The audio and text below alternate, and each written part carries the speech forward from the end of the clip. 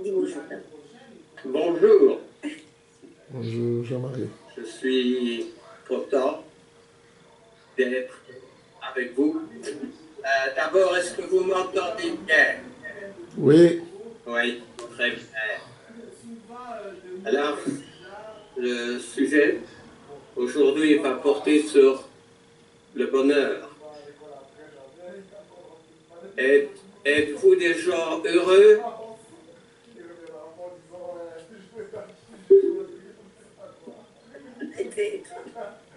Comme c'est comme ça? Comme c'est comme ça. Ouais.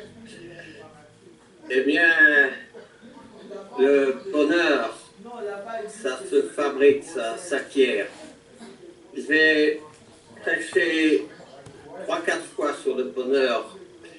J'ai quelques anciens sermons. Un premier de 1986, puis 20 ans après, en 2006, et puis aujourd'hui en 2020, ça veut dire que tous les 20 ans à peu près, je reviens sur le thème du bonheur. Alors, je peux d'abord vous dire une chose, c'est que j'ai le bonheur. Je suis quelqu'un d'heureux, ce qui n'empêche qu'il y a des jours bons, des jours moins bons, des moments de difficulté dans la vie, mais je possède le bonheur et je vais vous dire pourquoi aujourd'hui. Dans notre christianisme, au départ de notre christianisme, les chrétiens se sont trouvés dans une situation très difficile. Très difficile parce que le christianisme s'écartait à la fois du judaïsme et s'écartait de la philosophie qui était répandue dans la société romaine, en transcendance de la société grecque, n'est-ce pas? Souvenons-nous de ces philosophes stoïciens. L'empereur romain Marc Aurèle,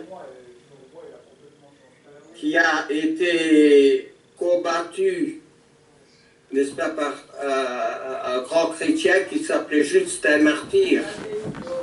Et Justin Martyr, avec véhémence, il s'est opposé à cette philosophie stoïcienne qui n'apportait pas le bonheur. Et en s'y opposant, il a été tué, martyrisé. C'est pour ça qu'il s'appelle, nous le connaissons aujourd'hui comme Justin Martyr, parce qu'il a été martyrisé. Alors le christianisme était opposé surtout en quoi? Eh bien, à cause de la prédication que Dieu est venu en chair. Les Juifs n'acceptaient pas cela. Ils ne pouvaient surtout pas accepter que Dieu soit mort en croix. C'est une faiblesse qu'ils rejetaient. En ce qui concerne Yahweh, n'est-ce pas, le Tout-Puissant. Les philosophies stoïciennes, qui étaient proches d'ailleurs de l'hindouisme. On voit beaucoup de personnes aujourd'hui qui s'attachent et qui reviennent un peu peut-être par le yoga à ces pensées de l'hindouisme. Mais l'hindouisme, comme les stoïciens, n'avait pas une espérance. ce qui pour eux était divin, était le cosmos, ça veut dire matériel. Évidemment, quand on leur annonçait que le divin était venu en chair, ça changeait beaucoup. Et ça changeait quoi? Parce que le christianisme a pour base une société égalitaire. Jésus appelle le riche, le pauvre. Il appelle celui qui est démuni, il appelle le malade, il appelle le pécheur. Mais la société grecque était basée, elle, sur les maîtres, les esclaves, sur les puissants et les pauvres, ceux qui étaient les surdoués et ceux qui étaient les surdoués.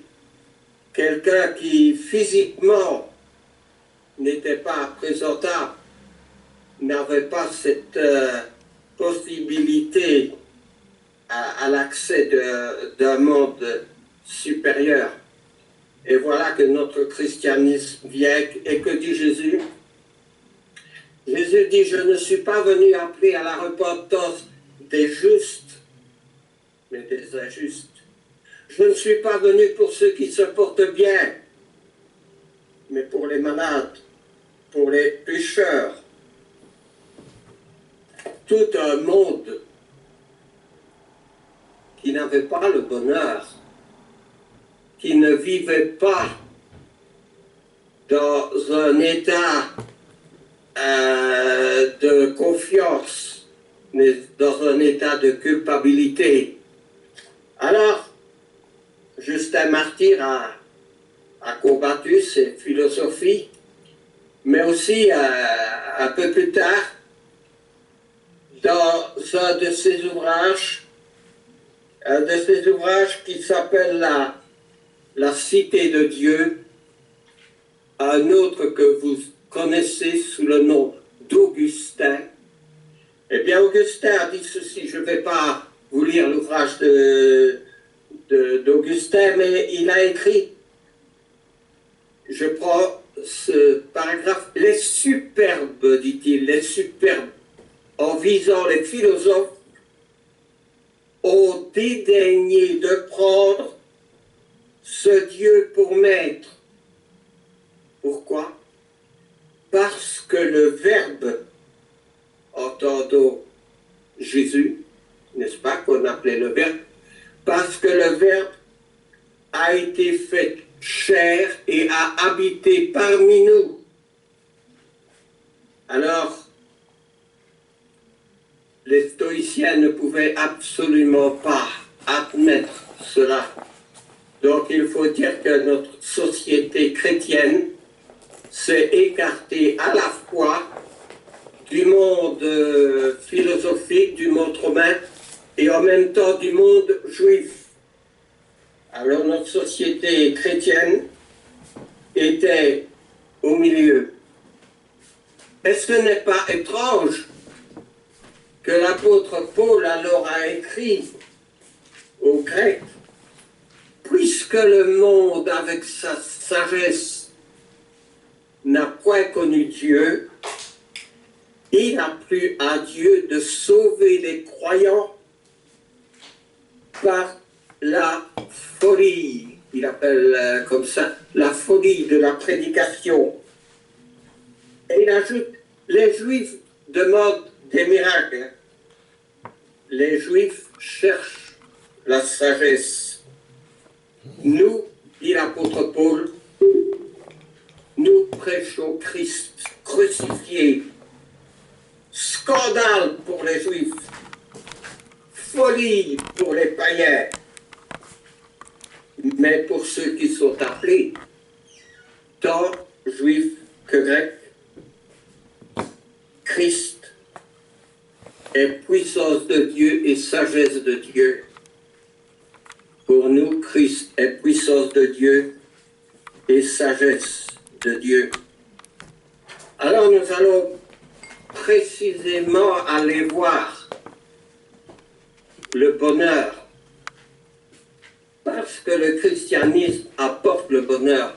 Le christianisme apporte une espérance. Le christianisme apporte le pardon. Le christianisme prêche l'amour, l'égalité. Et c'est pour cela que en France, en 1789, la charte qui a été établie parle de la fraternité, l'égalité et la liberté. Si vous allez voir la Constitution américaine, vous verrez aussi la Constitution des droits de l'homme.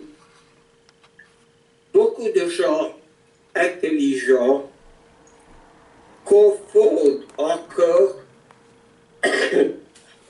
le bonheur et le plaisir. Ah oui, nous voulons tous avoir des moments de plaisir, mais est-ce que le plaisir est synonyme de bonheur? En réalité, le plaisir et le bonheur ont peu de choses en commun. Le plaisir, c'est ce que nous ressentons sur le moment même. Le bonheur, c'est ce que nous éprouvons.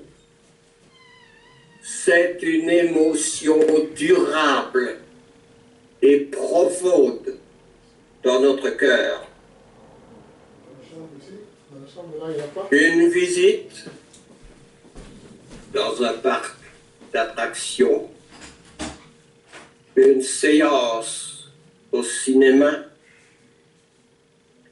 une soirée à la télé, la pratique d'un sport nous aide à oublier temporairement nos problèmes, peut-être nous amène à rire, mais ne nous procure pas nécessairement le bonheur. Les effets positifs prennent fin en même temps que le spectacle prend fin.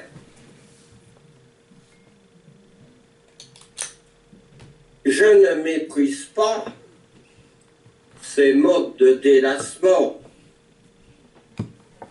Je ne méprise pas le fait d'assister à une soirée, à un concert, à un opéra, à une séance de sport. Ceux qui aiment le football ou un autre sport. Mais bonheur et plaisir sont deux facteurs qui s'entrecroisent. Pour certains, la vie est agréable. Pour d'autres, elle est un calvaire. On peut être riche, avoir accès à de grandes soirées, posséder des voitures de rêve, des villas luxueuses, ou faire partie des célébrités. Tout ce que nous pensons faire partie du bonheur. Mais ce monde cache aussi un autre aspect. Un autre aspect, même parmi ces personnes célèbres. Qu'est-ce qui cache? Ça cache l'alcoolisme, la drogue, la dépression, des mariages désunis, des vies brisées, des enfants à problème. Ça cache la solitude cache le désarroi. 9 fois sur 10, les choses qui impliquent le bonheur impliquent aussi la souffrance. Et ne le perdons pas de vue, parce que la Bible a son mot à dire sur toutes ces choses. Contre toute attente, un grand nombre de facteurs font échec au bonheur. Alors, je voudrais prendre plusieurs choses dans lesquelles on ne peut pas trouver le bonheur. Le bonheur ne peut pas s'obtenir si on n'aime pas. Je répète, le bonheur ne peut pas s'obtenir si on n'aime pas. Il y a un vieux proverbe de 1456 qui dit « le lierre ». Vous voyez cette plante qui monte le long des murs ou le long des arbres. Le lierre meurt où il s'attache. Mais s'il ne s'attache pas, s'il ne s'accroche pas, il meurt. Mais Paul dit, rendez ma joie parfaite, ayant un même sentiment, un même amour. Quand nous allons dans Philippiens au chapitre 2, ça vaut la peine de le lire entre les versets 2 et verset 5. Eh bien, nous lisons ceci. Ayez en vous les sentiments qui étaient en Jésus-Christ. Et je commence avec le verset 2. Rendez ma joie parfaite, ayant un même sentiment, un même amour, une même âme, une même pensée. Ne faites rien par esprit de parti ou par vaine gloire, mais que l'humilité vous fasse regarder les autres comme étant au-dessus de vous-même. Que chacun de vous, au lieu de considérer ses propres intérêts, considère aussi ceux des autres. Alors, le bonheur ne peut pas s'obtenir si on n'aime pas. Et le bonheur ne peut pas s'obtenir non plus dans un climat de jalousie. Demandez à la famille d'Adam et Ève si cette famille était heureuse avec 2 fils qui se haïssaient, dont la haine a conduit au meurtre. La jalousie, c'est la jaunisse de l'âme. C'est un proverbe anglais. La jaunisse qui est une maladie. Salomon disait en Proverbe chapitre 6 verset 34 que la jalousie met un homme en furie. Et il n'est pas bon de voir un homme en furie. Et le bonheur ne peut pas s'obtenir non plus dans la calomnie. Si quelqu'un aime la vie et veut voir des jours heureux, et ça c'est l'apôtre Pierre qui le dit, qu'il préserve sa langue du mal et ses paroles des lèvres trompeuses.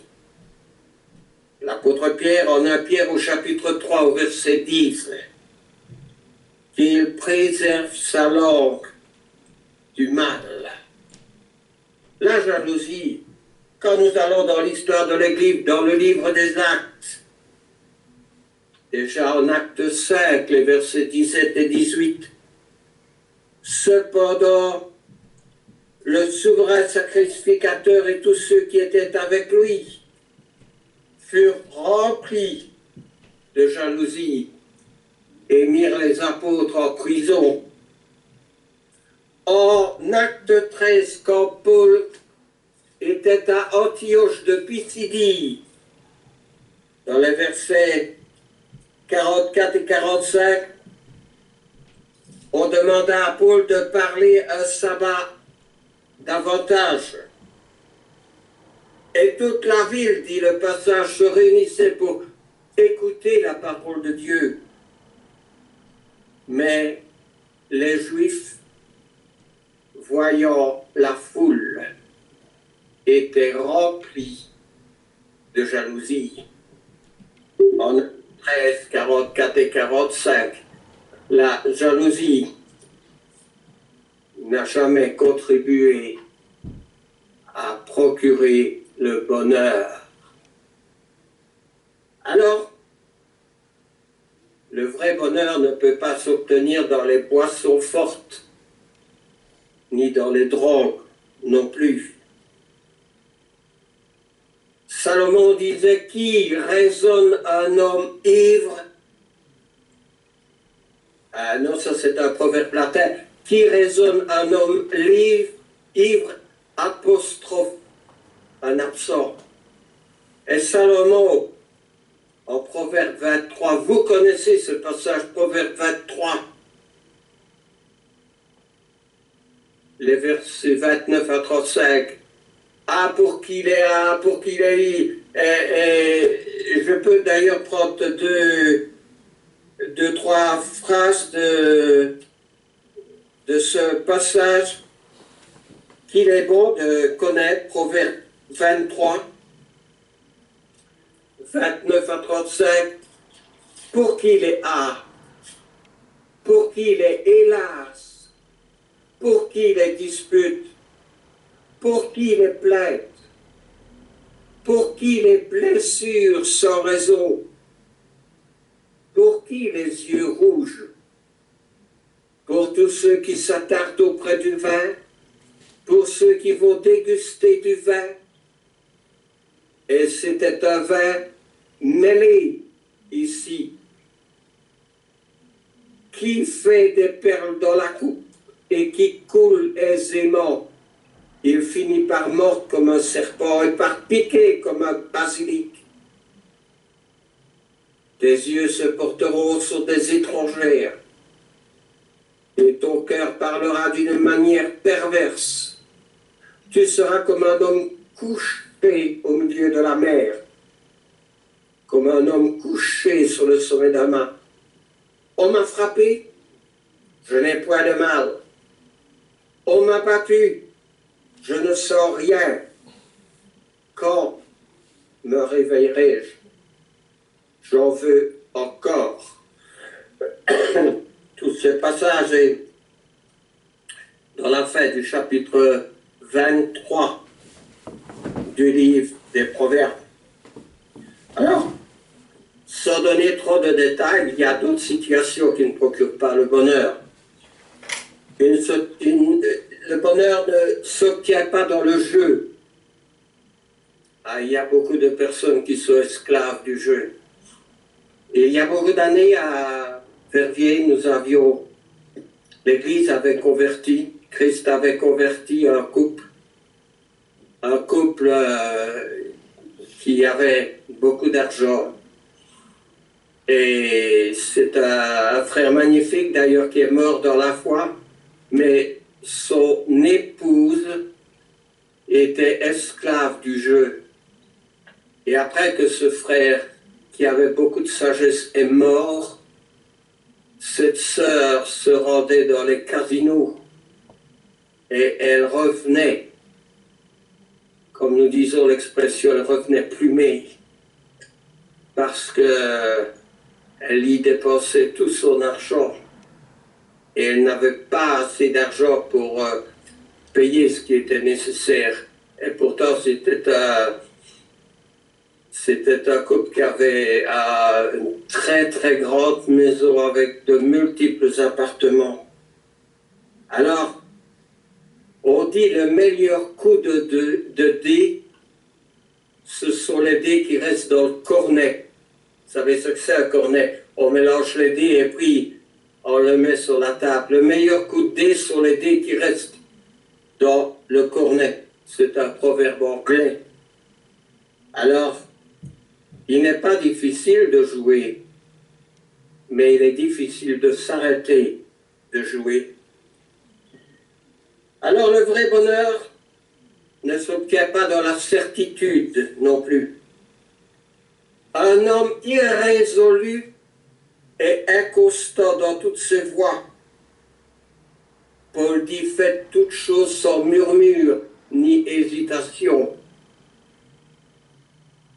Et les hommes irrésolus ne savent pas faire toutes choses sans hésitation. Alors, souvent dans ce cas-là, il y a la dépression qui guette, l'épuisement, et il y a des conséquences qui conduisent dans les médecins, les psychiatres, ces hôpitaux qui sont remplis de gens qui sont devenus esclaves de ce monde incertain. Le vrai bonheur ne peut pas s'exprimer dans un état de culpabilité. Un exemple, Judas, il était dans un état de culpabilité après avoir livré son Seigneur. Et comme le péché transforme l'être intérieur, Judas, finalement, est allé rendre ses 30 pièces. Et puis, Judas est allé se pendre. C'était pour lui comme une solution dans une vie déstabilisée, sans issue. Alors, on pourrait continuer beaucoup, mais j'ai des choses à dire qui procurent le bonheur. Le bonheur ne peut s'obtenir sans un peu de souffrance. Consultez l'apôtre Pierre dans son épître, il parle de la souffrance. Au XVIIe siècle, Pascal recommandait une prière pour demander à Dieu un bon usage de la souffrance. Et puis, j'ai beaucoup d'exemples, et je ne vais pas les citer, de la souffrance. Paul avait appris dans la souffrance et malgré la souffrance à être content en toutes choses. Il le dit en Colossiens au chapitre 4, pour ceux qui veulent le noter, il dit, j'ai appris à être content dans tous les états dans lesquels je me trouve. Jésus aussi est passé par le ministère de la souffrance. Et il serait intéressant d'entendre Jésus parler de ce que c'est être vraiment heureux, parce qu'il commence son sermon sur la montagne en parlant de l'homme heureux. Jésus dit dans le chapitre 5 de Matthieu, à partir du verset 3, « Heureux les pauvres en esprit, car le royaume des cieux est à eux.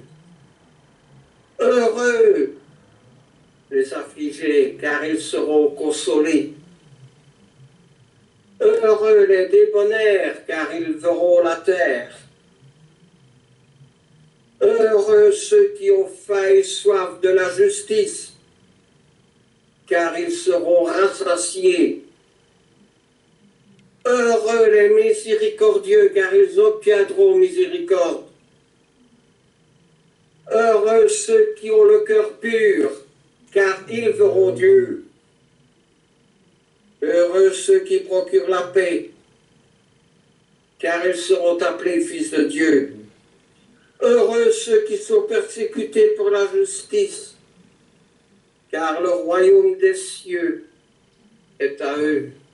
Heureux serez-vous lorsque l'on vous outragera, lorsqu'on vous persécutera et qu'on dira faussement de vous toutes sortes de mal à cause de moi, dit Jésus. Mais il ajoute, réjouissez-vous et soyez dans l'allégresse, parce que votre récompense sera grande dans les cieux. C'est ainsi qu'on a persécuté les prophètes avant vous. Heureux dès à présent ceux qui meurent dans le Seigneur. Mais je voudrais aussi vous parler sur le bonheur.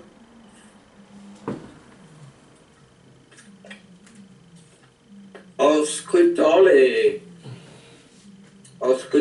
écrivains, j'ai trouvé un résumé assez bien fait d'un écrivain qui vivait au XIXe siècle, un écrivain français qui s'appelait André Gide. Et il dit ceci: au cours de la vie, nous avons un premier but, la recherche de notre bonheur, de ce qui peut nous rendre heureux.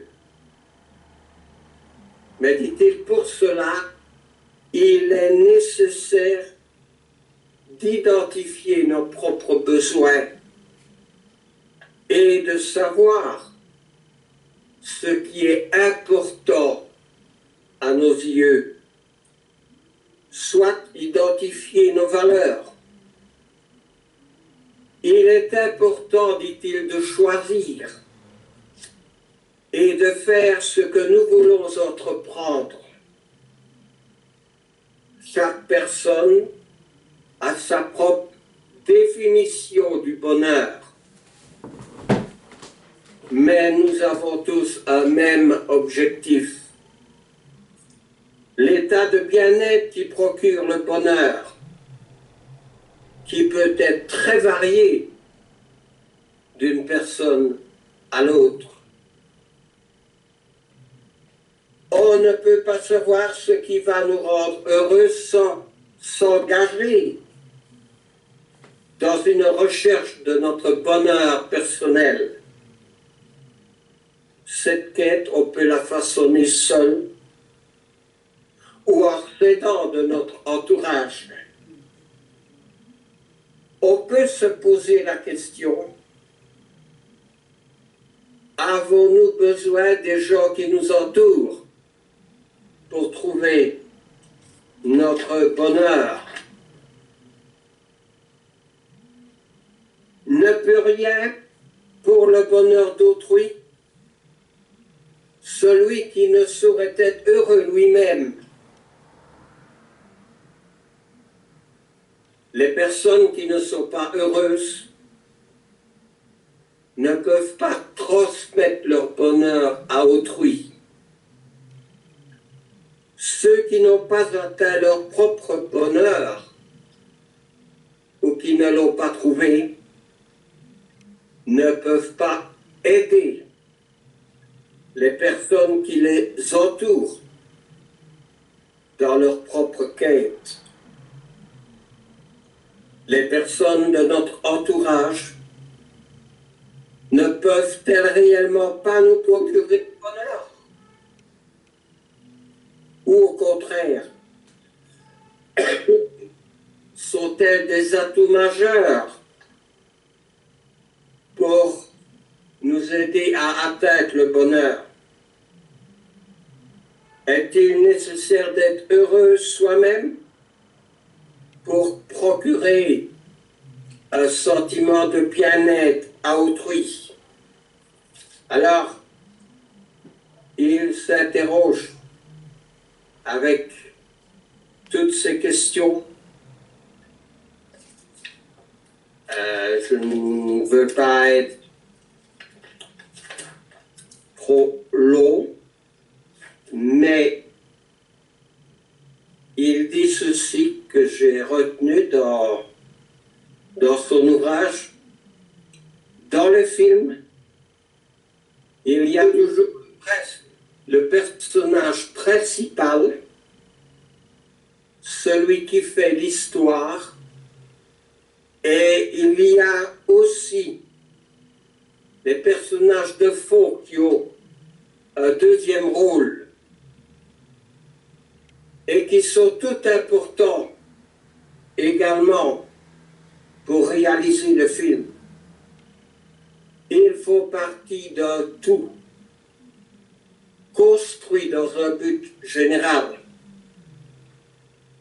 Le personnage principal fait avancer l'histoire et donne du sens aux autres dans leur action.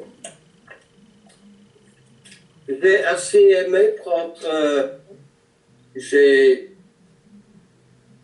regardé plusieurs écrivains, mais lui parlait précisément du bonheur. Alors, je voudrais dire ceci. On parle beaucoup à Verviers de l'Apocalypse. Et alors, je sais, vous allez encore dire à Jean-Marie, encore une fois, tu vas revenir sur l'Apocalypse. Eh bien oui, je vais revenir sur l'Apocalypse, mais dans le sujet précis du bonheur. Alors, que dit l'Apocalypse? Dans le sujet du bonheur, y a-t-il quelqu'un comme ça qui peut lever la main tout de suite? Eh bien, je considère ce que l'Apocalypse dit du bonheur comme étant un deuxième sermon de Jésus sur la question de l'être heureux, de devenir l'être heureux. Regardez bien, écoutez bien, j'ai pris quelques passages de l'Apocalypse. Le premier est dans le premier chapitre de l'Apocalypse au verset 3 qui dit « Heureux celui qui lit et qui entend les paroles de la prophétie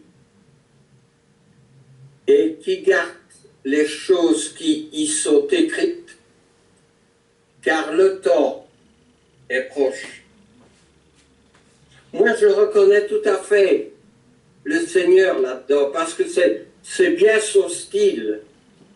Heureux ceux qui entendent les paroles de la prophétie. Un deuxième passage dans l'Apocalypse. Heureux, oui, Apocalypse au chapitre 13, chapitre 14, le verset 13. Heureux dès à présent les morts qui meurent dans le Seigneur. Oui, dit l'Esprit, afin qu'ils se reposent de leurs travaux, car leurs œuvres les suivent. Encore, n'est-ce pas, dans ce passage, heureux. Un autre passage de l'Apocalypse au chapitre 16, verset 15. Voici, je viens comme un voleur. Qui d'autre que Jésus parle de cette manière? Voici, je viens comme un voleur. Heureux celui qui veille et qui garde ses vêtements, afin qu'il ne marche pas nu et qu'on ne voit pas sa honte. C'est encore une fois Jésus, n'est-ce pas? Heureux, heureux, heureux. Un autre passage dans l'Apocalypse, au chapitre 20, au verset 6. Heureux, et c'est ceux qui ont part à la première résurrection. La seconde mort n'a point de pouvoir sur eux, mais ils seront sacrificateurs pour Dieu et pour Christ.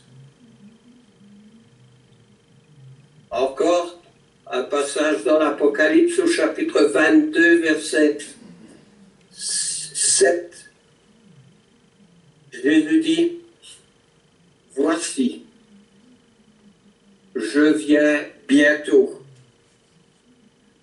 Heureux ceux qui gardent les paroles du livre de la prophétie. Je viens bientôt. » Qui d'autre que Jésus dit « Je viens bientôt ». Encore un passage dans l'Apocalypse au chapitre 22, verset 14. Heureux ceux qui lavent leur robe afin d'avoir droit à l'arbre de vie et d'entrer par les portes dans la ville. De quelle ville s'agit-il? De quel arbre de vie?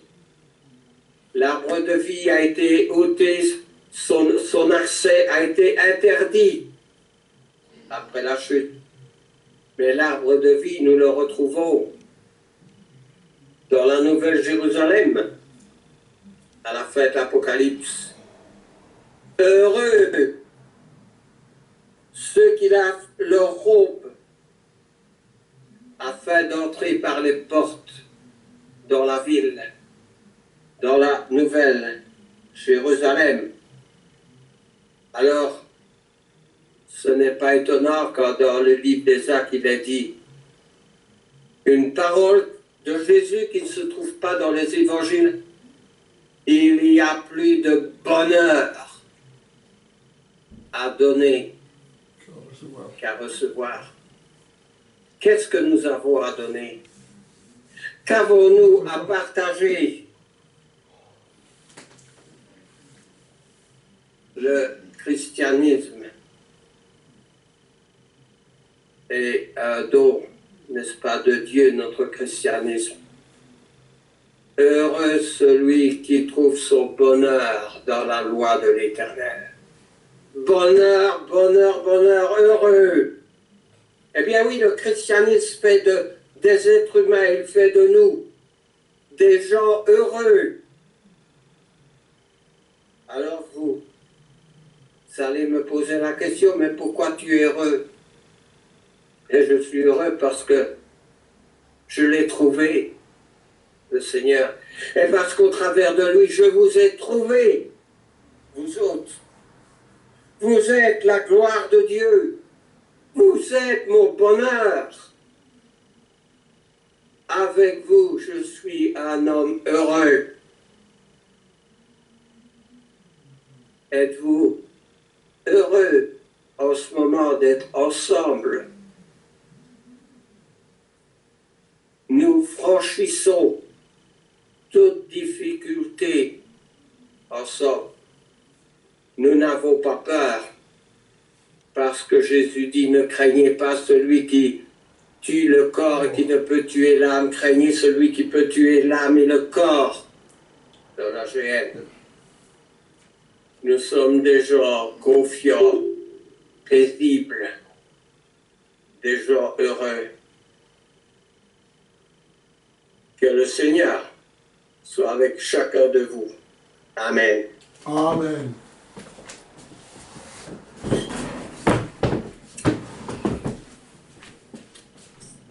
Merci.